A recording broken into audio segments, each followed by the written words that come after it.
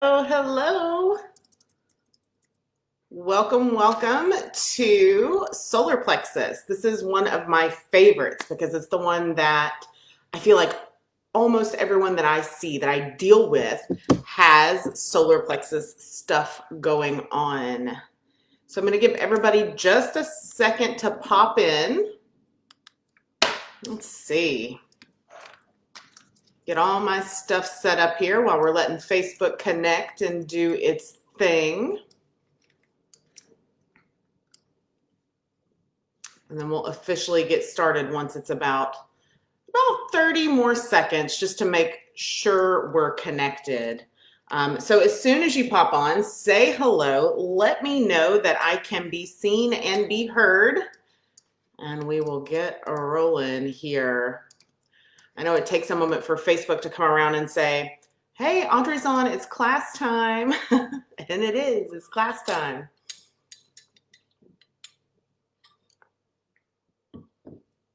Give it just another second. All right, friends. Hey, I'm Audrey, functional and integrative nurse nutritionist and energy medicine practitioner with Gemstone Well. I'm a certified crystal practitioner as well as advanced crystal master. I'm so excited to hang out with you today. As always, this class is one of my most favorite things to do. I know many of you have pinged and said that you are working right now. So we're kind of getting out of that, everybody's in attendance because of, pandemics and things, and we're kind of moving into people catching it a lot on the replay. So I want to remind you to please do ask questions even if you're catching this on the replay. I'll come back and answer them. So I believe we have some new members. If you're new here, whether you're catching this live or on the replay, please pop in and say hello. Let us know a little bit about you and introduce yourself. Today we're kicking off our third class in the chakra series. It's one of my favorite ones to talk about, and frankly, I find so much blockage and deficiency here in the work that I do with women daily, right? So especially with women with autoimmune disease or chronic illness. And today we're diving deep into the solar plexus chakra. I've got some fun new tools to share with you today to add to your toolbox of energetic medicine and crystal work and energetic hygiene. So while we're waiting just a second for everyone to join, I have a hair stuck in my mouth here, but while we're waiting for everyone to join, I'll do our same housekeeping. If you have questions, pop them in the comments, again, live or replay version. I'll try to answer them right away. If not, I'll try to get to them at the end of class. And if for some reason we run out of time, we get sidetracked on another discussion, know that I'll come back and answer them in type. Please know that there is at least a 30-second delay. Seems like closer to a minute these days between you and I. So between what I'm seeing and what I'm saying, and what you're seeing. So if I don't answer you right away, it could be that I missed it, but I will get back to it either after or at the end of the class. Also, sometimes Facebook gets tired of me talking and boots us off. And if that happens, I will pop right back on. You might have to refresh it a couple of times, but I will come back and finish the class, I promise. If you can't find me, don't fret. My amazing teammates at Gemstone Well will put Humpty Dumpty back together again when we send out the replay. So let's dig in. Oh, I'll tell you a funny real quick. So I was in Colorado last week and did a big crystal shopping spree, a big crystal haul. And I had all of them laid out to share with y'all today because I've got some really beautiful ones. And my littles decided to help and clean up my office. And they put them all away with all the rest of my collection of stones.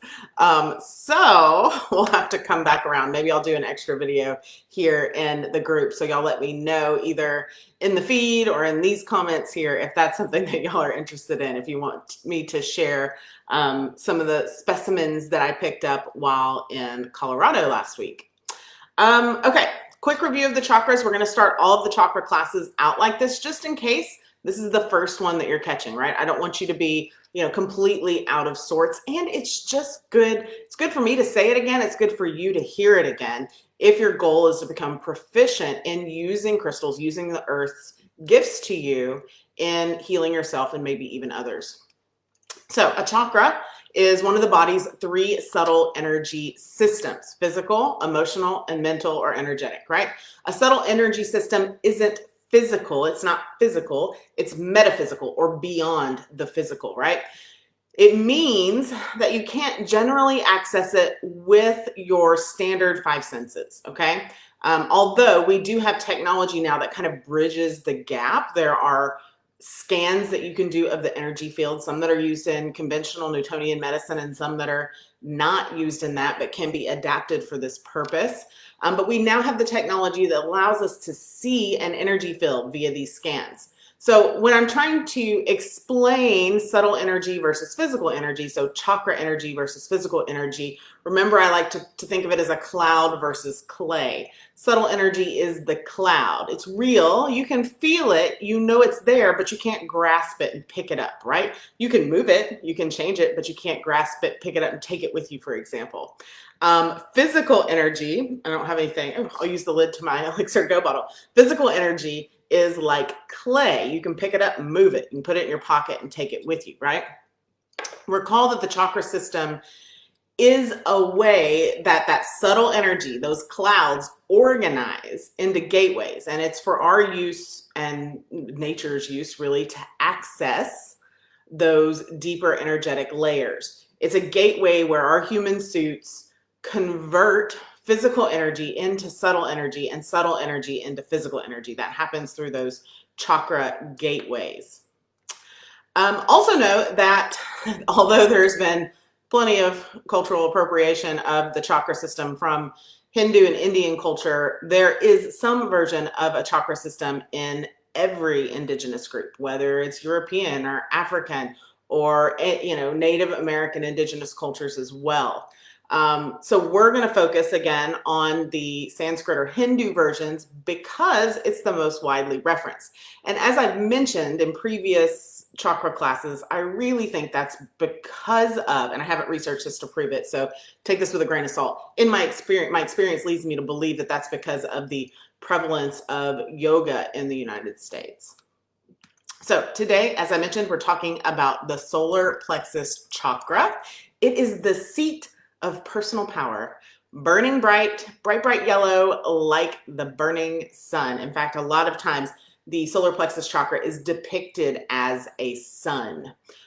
Sanskrit is an easy Sanskrit one to pronounce. In my yoga teacher training, I was always, that weird Texan kid that couldn't pronounce the Sanskrit words for a lot of things, including the chakras. But solar plexus chakra is Manipura. You'll often hear that referred to in meditations. It happens a lot in Buddhist meditations and different Asian culture meditations, Tibetan, as well as Indian yogic Sanskrit and all that sort of thing. The solar plexus chakra is the spleen, the stomach, and the liver meridians. A few others as well, but those are kind of the primary meridians that you work with. Physically, from a physical organ standpoint, it's the stomach, the belly button up to the solar plexus. So the solar plexus is where that rib cage comes together, right in the middle, right at your sternum. So the liver, the stomach, the pancreas, the adrenals, which we talked about the adrenals a little bit in the kidney, or in the sacral chakra with the kidneys, but the adrenals are the little power packs that help you go on top of your kidneys, right? Digestion, including the small, large intestine, and of course the stomach is part of digestion as well. Gallbladder, so who has a gallbladder and who doesn't? That's something to think about when working with your solar plexus chakra. Do you have all of your organs there? And something else interesting to look at is that we know now with certain scans, particularly Kirlian photography, where you can take a picture of, let's say, an amputated finger, and you still can see the energetic imprint of where that finger was on the photography. Well, the gallbladder or the appendix or the spleen is all the same way. Even if that organ is missing, you still have the imprint of that organ in your human suit, in the energy system that makes up your human body. Also governs the spine, specifically thoracic spine, which is the middle, right? Lumbar is the lower spine, cervical spine is your neck, thoracic spine is the middle, specifically, I can't say that word, T5 or thoracic vertebrae number 5 through T9. It also controls your esophagus, okay? You can think of the solar plexus chakra as the steam engine, right? It's the what chugs the choo-choo down the track.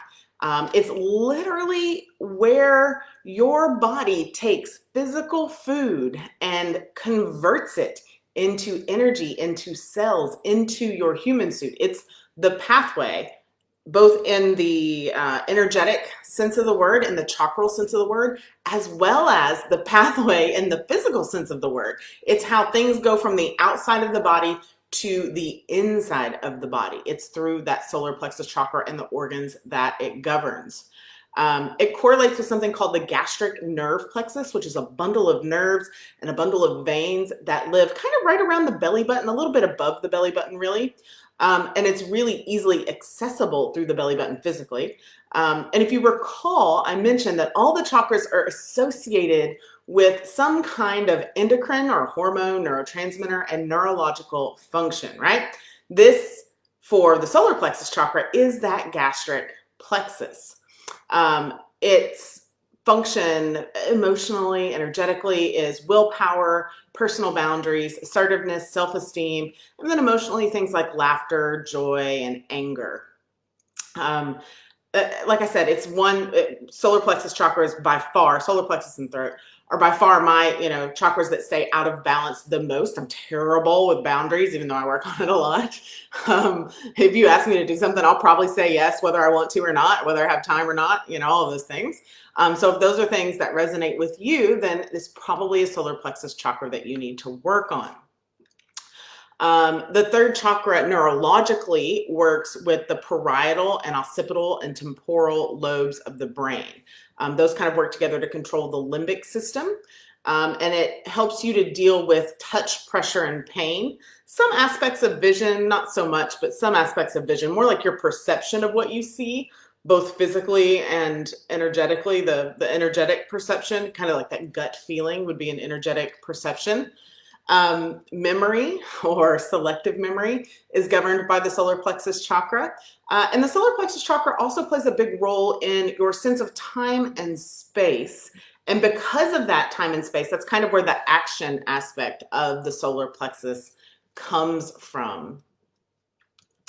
So when looking at the science behind chakras, because I like all of it to come together in science, both physical, biological, and pathophysiological science, but also kind of the physics aspect of it. We have to sort of, when we're looking at that for the chakras, we have to sort of step out of that conventional Newtonian medicine mind, even though the chakras and how they're related to the receptors and the hormones, and the neurotransmitters, and the ions, those are measurable. And so I think that's why we lean on those a lot. And that's totally fine, especially if you are trying to convince someone. But in order to really grasp the power of the chakras, and specifically the solar plexus chakra, which is so, so important, then you can't necessarily lean on just those concepts, because they're not just about measurable forms of energy. It's about the measurable forms of energy and those subtle energies, those ones that aren't quite measurable, that kind of make the full picture of the chakras. All right, let me peek in here. I see 2 people watching, but I can't see comments. So if you guys are leaving comments, then I'm not sure that it's working, but we'll keep going. Hopefully they'll show up after. Okay, so that's kind of just the lowdown on the solar plexus chakra, all the information, right? So when we're looking at solar plexus chakra dysfunction, right? When you have issues in the solar plexus, it shows up in a lot of different ways, right? So if it's overactive, then we're looking at things like being overly controlling, being aggressive, having a dominating personality, but not in an endearing way. Sometimes you have a deep need to be right. And we all like to be right, but a solar plexus, overactive solar plexus, overactive need to be right is just different, So it's also Stubbornness, if I didn't say that already. Egotism sometimes is considered an overactive solar plexus chakra. Hyperactivity, so we're thinking of things like ADD and ADHD. That's a solar plexus issue. Being overly prideful, and that kind of goes along with always being right. If you're overly prideful, like you're proud of what you did no matter what, even if it was wrong, right? And then being overly competitive. That's another aspect of that overactive solar plexus chakra. You know, that person that, like, at family game night, like they have to win Monopoly. And when they do win Monopoly, they're like throwing the board in the air and they're overly competitive about every little thing. Or sometimes that over competitiveness shows up on the road. So, you know, somebody cuts you off and you have to like zoom past them and cut them off. That kind of thing is another example of an overactive solar plexus, right? Underactive solar plexus, on the flip side of excess, of course, we have underactive. And that's usually the one, especially for women, that I see most often. Not always, but solar plexus overactivity is a very yang, masculine energy. And so by and large, the women that I see at least lean more towards the underactive solar plexus side. So that's lacking a little bit in self-confidence, lacking a little bit in self-esteem. If I had to describe what they feel like energetically, it would be contracted, you know, that contracted energy. And I think that starts for girls specifically at a young age where, you know, when you start to develop and you start to hunch your shoulders in so that nobody can tell, and all of those things that start happening, they sort of lead you down this progressive path to an underactive solar plexus chakra. Again, not everyone, just the experience that I've had in my practice. A lot of times underactive solar plexus chakra shows up with unhappy with life, like you're just down and you don't know why. Not depression down, but just kind of like meh with life. You can be easily manipulated. So if you're someone that buys every little thing that comes along, that might be a solar plexus chakra imbalance. You could have poor self-discipline, and not lack of commitment, but poor self-discipline. So you can be really, really committed, but just can't quite get there with your day-to-day discipline that would get you whatever it is you're trying to achieve, right? You would also maybe have a blaming attitude or always be the victim. And I'm sure we can all think of someone we know that it's never their fault and they're always the victim. It's always something happened to them, right? Instead of for them. Poor digestion is also kind of a physical aspect. And poor digestion, if you think of something that's kind of a hot topic, something like leaky gut or gut dysbiosis. So when your solar plexus is balanced, you have healthy boundaries. You have a healthy level of assertiveness, of confidence. You're cooperative. Energetically, you feel dynamic, right? Like you can mold to fit whatever the need is. Your intelligence is heightened. You're decisive, so there's no hemming and hawing over like, should I do this? Should I not? You're the person when they say, what restaurant do we want to eat at? You don't say, I don't care. You know, you say, I want, you know, Angelina's, which is a Mexican joint up the road from me.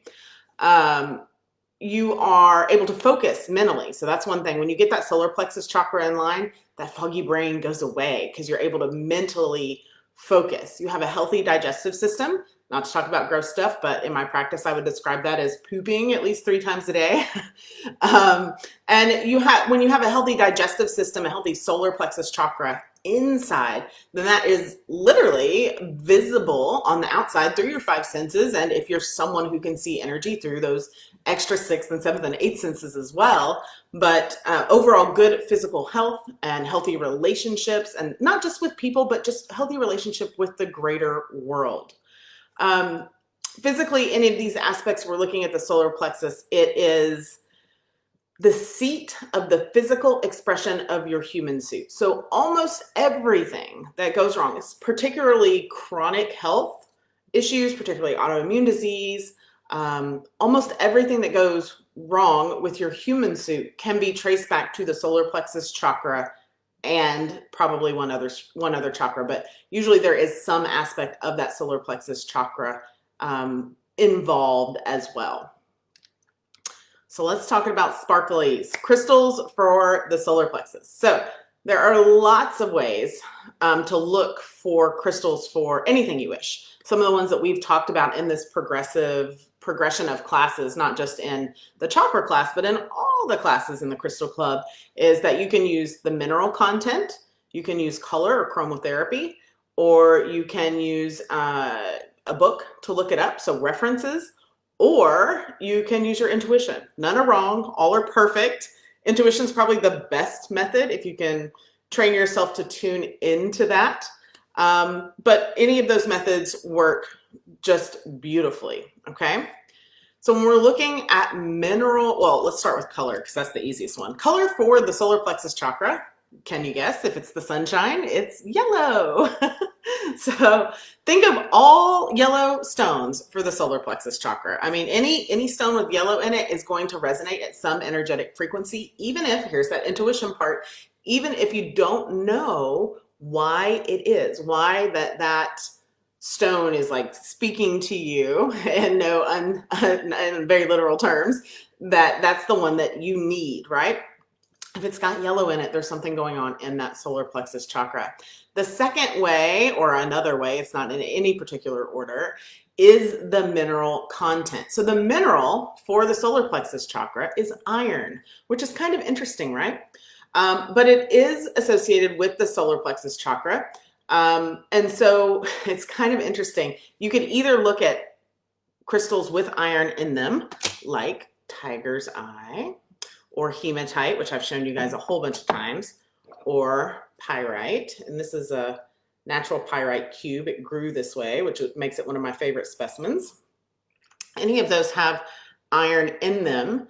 And if you think of hematite, it's not even yellow, right? But it has iron in it. So it's associated, can be used for the solar plexus chakra because of the iron content. The other thing you can look at mineral-wise is a mineral that you are deficient in, right? So if, for example, if you are deficient in sodium, potassium, or magnesium, which, here's a tip, almost everybody is deficient in those minerals. And that's because of many factors. But one of the factors is if you're not drinking filtered water, then oftentimes the water that you drink actually strips your body of more minerals, because like tap water is so heavily treated, and for good reason, because a lot of it's reprocessed water. But tap water is so heavily treated, so it actually dehydrates the mineral content while hydrating the water. It's kind of a long scientific explanation, but just know that almost everyone in the world is deficient in minerals, specifically sodium, magnesium, potassium, and several others. Minerals give polarity to your human suit, so positive and negative, just like the terminal ends of a battery. It's what polarity, minerals is what creates that electrical charge in the heart, for example, that allows it to beat. It allows that EKG, that's an electrical current that happens in your heart, literally an electrical current. That's why they shock you to get it back into rhythm. Also the nervous system, electrical currents. That's how my mouth knows to send air up through my vocal cords and vibrate at a certain frequency to get sound to come out of my mouth at the same time that my mouth is making shapes to make the right sounds, right? And that's just another example. But any treatment can be made better by balancing minerals. And as a side note, if you're not supplementing with some kind of ionic minerals, I highly recommend that, because it helps your energy work better. It helps it last longer. It also helps your food to digest and be used better. It helps both. There's literally not a physical or energetic ailment that doesn't have some aspect of mineral component to it, some aspect of that electrical charge. But I digress. The point of all that is thinking of mineral content. Let's take sodium, for example. That might lead us to a stone like sodalite. Now, if you'll notice, sodalite is what?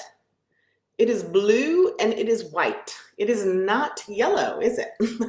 So the reason why this stone resonates with the solar plexus chakra is because it's comprised of 4 sodium atoms and several others like aluminum and silica and calcium and oxygen chloride of various numbers. I don't remember the exact formula, but knowing that sodium enters the body through the digestive tract, which is centered around what? the topic of today's class, the solar plexus chakra. So you could use sodalite as a healing modality for the solar plexus, even though it's one that you might not necessarily reach for if you're just using the chromotherapy or color method. Now, if you're using the intuitive method, you might very well land on this and go, why the heck do I need sodalite? Should I put it here? And maybe you should. Maybe you should have one both places because it's commonly thought of as a throat chakra stone. Another example would be chrysocolla. This is a big chrysocolla palm stone. Hopefully you can see that and see it well. I hope. It's a really dark stone. If you look at it closely, you can see it's got lots of, it's almost like a blue tortoise shell. I don't know if y'all can see that. But chrysocolla, often not thought of as a solar plexus stone, but track with me here. Thyroid issues, okay, those can be contributed to by lots of things, and I won't get into all of the pathological reasons why people have thyroid issues, but if you think of thyroid and iodine and the deficiency or over sufficiency you have of iodine with thyroid issues, then thinking of iodine, you might think of chrysocolla because it contains iodine and copper and lots of other things. So using it on the solar plexus chakra, no, it's not directly impacting the thyroid like it would on the throat chakra. However, using it on the solar plexus chakra will help to balance that iodine intake and absorption in the body through the solar plexus. Disclaimer, this is part of a holistic plan, holistic medical care. Don't throw your thyroid meds out the window and rely on chrysocolla. It's way more complicated than that. So you want to use it as a support for whatever you're doing, hopefully naturally, for your thyroid, rather than a replacement for those things. That's my friendly disclaimer. All right. So that's the mineral way. So that's how using the mineral method that we learned in some of our earlier classes, that is how you can figure out stones that aren't just yellow that go with the solar plexus chakra. And it really makes things kind of unlimited. You could go any direction with that, especially, and that's true to some extent with all the chakras, but really, really true for our solar plexus chakras. I'm going to get a quick sip. The crystal structure is another way to determine what crystals you can use for the solar plexus chakra. It's kind of a harder way to figure it out, but if you know about the molecular structure of some crystals, then this might be something that you're interested in. So hexagonal is the crystal structure, and it's expressed as a tetrahedron. And when I was making my notes for this class, I think I told y'all that tetrahedron was sacral chakra, and it's not. Sacral chakra is actually tetrahedron. Icosahedron is and I may have said it backwards just then, but icosahedron is the sacral chakra. So I didn't go back and watch, but if I said that backwards, I just wanted to make sure I corrected it today. So of course, I have favorite stones for the solar plexus. Some of them we've talked about. I'll show you a different specimen of sodalite. This again, sodalite, intuitive abilities, deep journey, patterns of personal destiny, focus. Those are all good things to use sodalite for on the solar plexus. I apologize if y'all can hear that notification. I don't know where it's coming from. Let's see if that fixes it. All right, so personal destiny, increased focus. So remember we talked about the solar plexus. Fixing that can help with your mental focus. Sodalite can take you on that journey. Chrysocolla, I just brought one out today. It is still coming. I just brought one chrysocolla out today. Let's see here. It's gentleness, power, feminine empowerment. So women, boundaries, chrysocolla. Releasing stress and anxiety. Chrysocolla is also good on the solar plexus chakra for that. This one is a new one, fresh in from Colorado. This is one that I had set out for this class, so they didn't put it away because it's in a tray. Love those kids, so sweet. But Honey calcite, right? Insight, action, confidence, persistence, intellectual power, endocrine balance. Endocrine balance. Again, endocrine balance is something that is going to happen with all the chakras, but usually it's the throat chakra and the solar plexus, or the sacral chakra and the solar plexus. It's very, very rarely an endocrine problem that the solar plexus is not involved in. I think I got that lighting just right, so y'all can see that honey calcite. It's difficult to manage the light from the window, the light from the overheads, so that y'all can see. So hopefully you can see that. This is also really good for helping to heal from past abuse, right? Strengthens the pancreas. So if you are diabetic, or if someone that you are working with, or someone you love, one of your pets is diabetic, honey calcite all the way, helps to support healthy blood sugar levels. This is another newbie straight from Colorado. Bumblebee jasper. Look how happy this little thing is, huh? Love me some bumblebee jasper. This is a bumblebee jasper palm stone. Bumblebee jasper is actually volcanic ash. Somebody asked me outside of this group the other day, is it the same as yellow jasper? And the answer is no. Bumblebee jasper does have some yellow jasper in it, but bumblebee jasper is mostly volcanic ash. A little bit of yellow jasper. Yellow jasper has a quartz base. But bumblebee jasper helps with new opportunities, balancing. That's a little washed out. There we go. Maybe. There we go.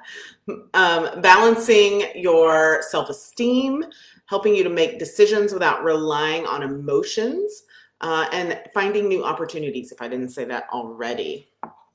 Now, let's get into the battle of the citrines. So I don't know if you've heard common citrine, right? Versus natural citrine. Okay, hopefully you can see the difference here. I'll move them back, see if the light helps. Common citrine versus natural citrine. There is a big to-do in the crystal world over these two stones. Common citrine is actually baked amethyst, okay? Common citrine is actually baked amethyst. So somebody dug up a bunch of amethyst, put it in a very hot kiln, and made common citrine. Natural citrine comes from the earth. Same thing, really, sort of, but Mama Earth baked this in the ground, and that's what gives it its color. It is also amethyst, technically. It just comes out of the earth as citrine. Now, they have different properties, right? I don't think, because I prefer to work with natural citrine, except for in the instances that I prefer to work with common citrine. I get a little twisted up when people sell common citrine as natural citrine, or try to pass it off as natural citrine, or maybe they're not educated that it's not actually citrine. However, I do think it has a purpose. I think the purpose is different. Okay, so it does change things when man-made puts it in a lab or in a kiln and heats it up and changes it. Okay, so common citrine, the amethyst that's been man-made baked, I feel like it is a lighter energy than natural citrine. It can still bring optimism. I usually use it when I'm looking for a gentler energy, right? Something more gentle for a client for any various reasons, or for myself for any number of various reasons. It can be a helper for the digestive system. It can be a helper for metabolism, and it can help to increase physical energy and stamina. Okay, now citrine, much more powerful version of all of that. Most of my citrine is in a grid. I don't know if you can see it. Most of my citrine is in a grid over there, so I had to, this one was just out loose. So I didn't use it in the grid for some reason. So I was able to show it to you today. But usually it's kind of like a watered down tea color. It's good for clearing energetic bonds, for strengthening manifestation, for overcoming difficulties. So if I were looking to overcome a difficulty or establish a boundary or something like that, I would reach for this babe instead of this common citrine, okay? Also, this encourages proper, instead of like balancing and helping and boosting the metabolism, this is a fixer, right? It supports the endocrine system and encourages proper metabolism. We talked on aragonite last time and the time before. It's kind of good for all the chakras, so it's good here too. I won't go all the way into that, but it helps to balance a field over or under. So if you're not sure which direction to go, maybe you don't have a lot of information, aragonite is a really good one. I've been meditating all week with 2 aragonites, one in each hand, on releasing fears. And there's nothing to worry about. I'm not like afraid of things, but just those little fears that block you. Like, I really want to do this, but I'm not going to, or maybe I'm procrastinating on it because I'm afraid of failing or judgment or any of those things. So I'm working through a 5-day meditation journey with those babies. But it balances the field, emotional healing, renewed strength and confidence, all solar plexus stuff. Yellow jasper. I showed you this yellow jasper a minute ago. It looks like somebody picked the yellow part out of the bumblebee jasper. My yellow jasper is quite small, and to be honest, I really haven't worked with it much. It's quartz based, not the same as bumblebee, but the properties are similar. It's really a strength and kind of making the unstable stable, like fixing instability in your energetic field. Next is tiger eye. Now I have 2 pieces of tiger eye to show you. One just fell on the floor. So we'll just go with the raw one. Most of you've probably seen polished tiger eye, but this is raw tiger's eye. And y'all know me, I like the raw stones better than the polished stones. So I tend to navigate towards these. But tiger eye is one that's probably not usually associated with the solar plexus chakra, although some specimens like this one, they have quite a bit of yellow in them. But tiger eye, I want you to think of for the liver, okay? So blood fortifier, good for the liver, supports overall vitality, strengthens the endocrine system from a biochemistry level. So if your hormones are out of whack enough that your labs show it, tiger's eye is your bud. Work with tiger eye, okay? It's also balancing for people who tend to go to extremes. I'll leave that open for your interpretation, but balancing for people who tend to go to extremes in order to find balance. Let's see, yellow quartz. This is another one. It's a small one. I don't work with it often. I am wearing yellow quartz today, both on my ring and my necklace. Yellow quartz brings the benefit of clarity when there's a decision to be made. And I'm not making any decisions today. I wore this jewelry for this class. But relief from burnout, also yellow quartz is good for that. If you are someone who's prone to panic or nervousness or exhaustion or panic until the point of exhaustion, then this is your go-to, right? It helps with concentration skills, helps to protect you from depression and lethargy, especially during dull weather. Depending on where you are in the world. Here in North Texas, we're not having dull weather. It's just hot. Some of my favorite stones to talk about with the solar plexus chakra include golden apatite. Can y'all see that? This is a raw piece of golden apatite because, you know, it's my thing. But golden apatite. Now, there's also green apatite and blue apatite. We're not going to talk about green today, but we will talk about blue. But golden apatite is a confidence creator. It has a sunny energy, and it helps to help your auric field, right? So keeping the good vibes, quite literally, all around you. It helps people that are super passionate about life. It helps to stimulate the endocrine system. It improves energy levels. It also works well to start detoxification or to assist in detoxification. So a lot of times if my clients are doing a 5 or 7 day liver detox, we incorporate apatite into that program, specifically golden apatite. It helps you to use energy more efficiently. Now, this is on 2 levels, both energy, as in calories is just a fancy word for energy, calories you put in your mouth to use that better rather than just store it, as well as energetically, your metaphysical energy, okay? It's also good for the spleen and the gallbladder. So a lot of times people who need liver cleanses also don't have a gallbladder because despite what you may have been told, the gallbladder is actually quite important. And I don't have a gallbladder. They took my gallbladder before I knew better than to let them. But it's also really good for spleen and gallbladder energy. Blue apatite, and I'll show you, this is a raw piece of blue apatite. What's my first piece of blue apatite? And then again, the polished piece, that's a, maybe I didn't show you this yet. This is a big piece, almost the size of a baseball, but not quite as thick. It's a palm stone, blue apatite. It's more for the cerebral side, so the brain side of the solar plexus function. So what we were talking about with the temporal, the occipital, the parietal lobe, the limbic system, issues there, you're going to be looking at blue apatite. It helps people who are suffering from issues that stem from a lack of physical movement. So whether that's intentional or unintentional. So maybe you're someone who has to sit at a desk all day, or maybe you're at a point in your health where you sit all day. Either one of those can be helped with blue apatite, okay? It also helps with exploring past lives if that's something that you're into. Use blue apatite for that. And it's really good as a dream stone. If you need to access that personal power point or heal it while you're sleeping, which can be very helpful, blue apatite, stick it in your pillowcase, put it on your nightstand, put it under your bed, directly under where you sleep. It's a good one for that. The last one we're going to talk about specifically before we get into some of the techniques is sunstone. Now, I want you to look at this. It's not very sparkly, is it? This is actual sunstone.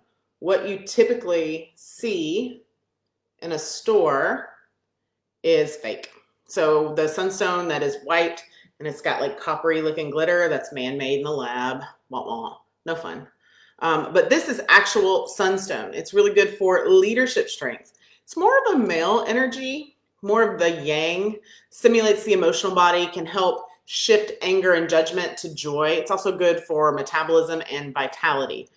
Just make sure that you're using actual sunstone, which looks more like peach and yellow blotched on white than sparkles. Some people like to use sunstone that is man-made.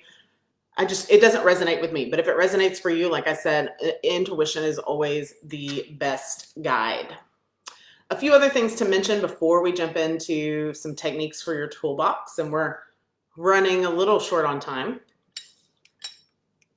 but there also haven't been any questions, so y'all come back and ask those questions. Foods for the solar plexus chakra, any plant food basically, but specifically yellow plant foods, bananas, pineapples, corn, lemon, yellow curry. Corn, by the way, is an element of fire food. So if you're eating a lot of it and you have digestive troubles, try turning down the fire and getting rid of a little of that corn or adding some cooling foods. Essential oil wise, and I'm just going to run down some essential oils. Black pepper, cedarwood, cypress, geranium, ginger, juniper, mandarin, peppermint, purification. All of those are really good for the solar plexus chakra. Do not take them internally, please. I have an article I'll link in the comments that I wrote a long, long time ago about, and it has videos showing why, like a science experiment for you, showing why you shouldn't ingest your essential oils. It was one of the first things that I learned in training for certified clinical master of aromatherapy many eons ago, gosh, 12 years ago, 13 years ago.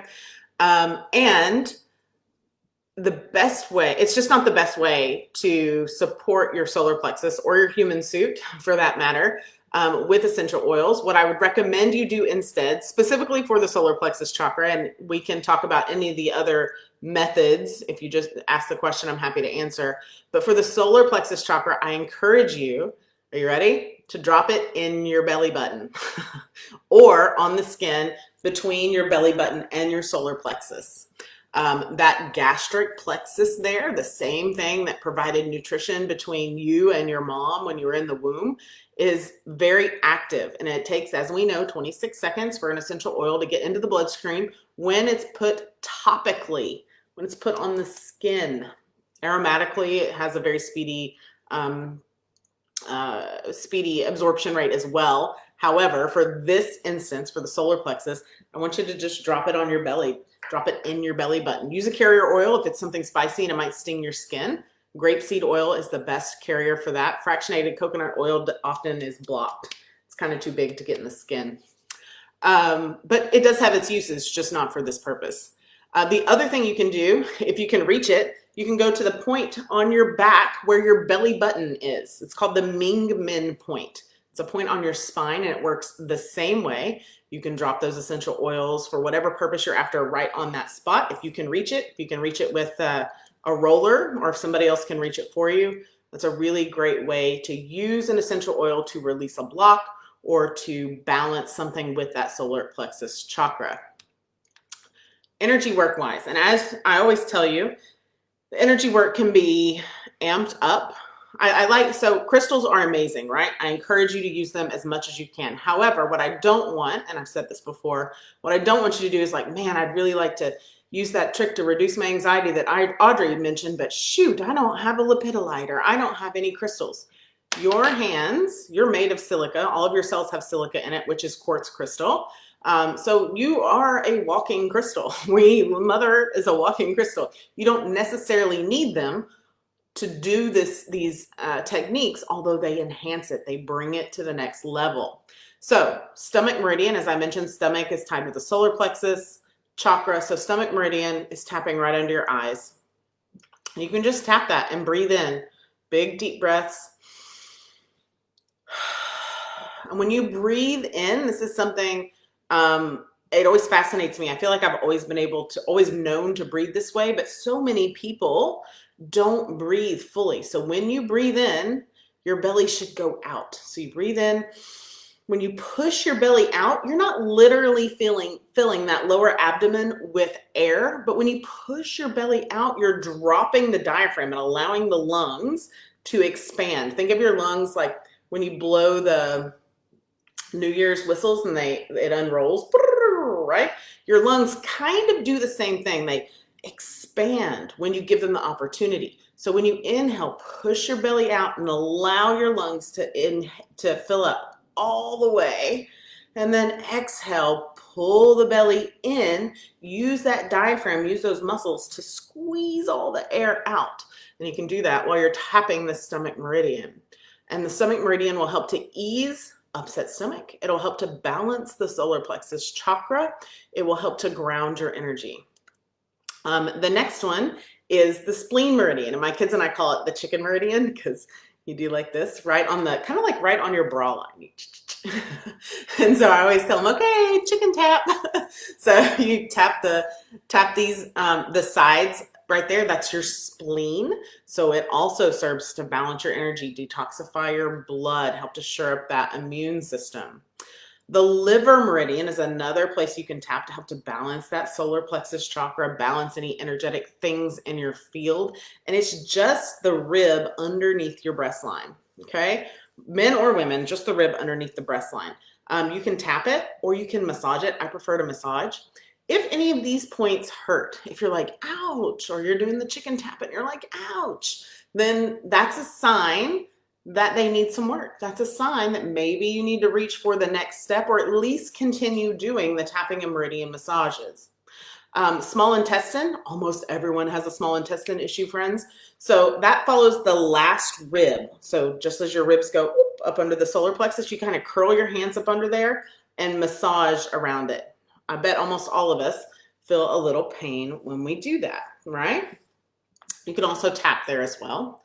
And that's kind of the meridian health. If you just did that every couple of days on Fridays, like I do, when you do your energy balance, whatever day that is, or if you do it daily, then that's something that you can incorporate into that routine that will really, really help to balance that solar plexus chakra. You don't have to worry about necessarily if it's overactive or it's underactive. It's going to find that balance, especially if you are making sure that your own minerals are balanced in your physical human suit.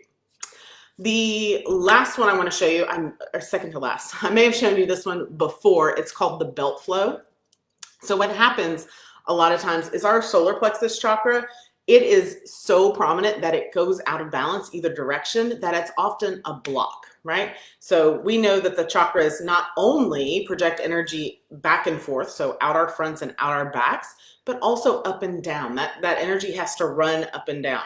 I envision it like the games at the fair or carnival where you like hit it with a hammer and the lights go boop, boop, boop, boop, boop up the the game machine, right? So think of that. That energy has to go up and down. Often, for lots of different reasons, there's a block at that solar plexus chakra. Sometimes it's a solar plexus chakra issue. Sometimes it's an issue that you've been blocking your own energy because your belt's too tight. It just depends. It depends on what the issue is, but this will fix it. So you take your thumbs and you put them behind your back at that belt float, or at that Mingmen point. So it's where your belly button would be if your belly button was on your back. And you just give a little rub there to wake that spot up. Then you're going to take your hands and bring them all the way around your waist and off the front. My hands are together. I'm not sure that that's catching in the camera. You just do that about 3 times. Breathe while you do it. You always got to breathe. Push that energy off. And you can feel that energy connect, right? You can feel that energy connect. You can feel the grounded energy. And sometimes what happens is we get stuck in those lower chakras and you find yourself like wah-wah and depressed and down and lethargic. And sometimes we get stuck in the upper chakras. The upper chakras are much more fun. It's, sometimes it, leans all the way into anxiety, but a lot of times it's just hyper and productive and doing things, but you're not rested. And so eventually that burns out. Eventually those adrenal glands kind of shut down. So the belt flow is something that I suggest you do as often as possible. By the way, the belt flow also works on pets or animals if they're leaning one way or another. So you can rub your hands together, shake them off, find that Mingmen spot, so where their belly buttons would be on their spine, run your hands down around their tummies and do it 3 times and just shake that energy off. And you'll allow those chakras to connect back together. The very last one I want to share with you is actually a yoga training. It's called the Breath of Fire. So if you've done yoga, specifically Kundalini yoga, then you might already be familiar with this. It is an awesome solar plexus activator. It's also a really good ab workout, but primarily a solar plexus activator. That's what we're doing here. So same thing, you're going to sit up straight. You're going to breathe in and push that abdomen all the way out. And then instead of breathing the air out using your autonomic nervous system, you're going to use the muscles in your tummy to push.